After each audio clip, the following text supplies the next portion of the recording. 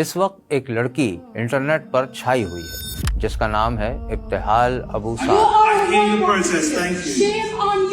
اس نے مشہور ٹیک joint Microsoft کا بہت بڑا راز فاش کر ڈالا۔ مائکروسافٹ بھی اس لڑکی کے پیغام کو دبا نہیں پایا۔ The fear of contributing to the genocide in Gaza is greater for me. اس ایک لمحے نے ٹیکنالوجی کی دنیا کو ہلا ڈالا۔ مائکروسافٹ انجینئر ابتہال ابو سعد نے اپنی کمپنی کے سربراہوں کو مخاطب کیا جن میں بل گیٹس بھی شامل تھا۔ اس کا پیغام بہت واضح تھا۔ Stop using AI for genocide, Mustafa. Stop using AI for genocide in our region. You have blood on your hands. All of Microsoft has blood on its hands. How do you all celebrate when Microsoft is killing children?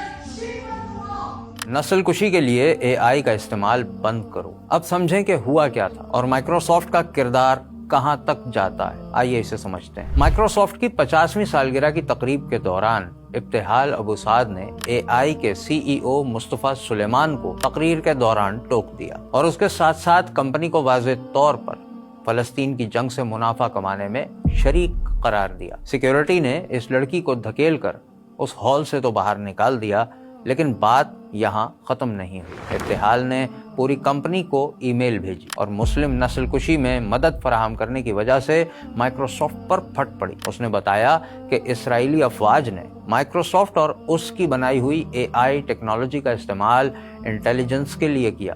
7 اکتوبر کے بعد سے اس نے یہ technology 200 بار استعمال کی۔ اور اتنا ہی نہیں، مائکروسافٹ اسرائیل کے انتہائی اہم اور بڑے دفاعی پروجیکٹس کو سروس بھی دیتی ہے جس میں اسرائیل کے ٹارگٹس بھی شامل ہیں اور فلسطینی عوام کا ڈیٹا بھی۔ یعنی مائکروسافٹ کا اے آئی فلسطینی عوام کی جاسوسی، نگرانی، حتیٰ کہ ان کے قتل تک ہر قدم پر شریک ہے۔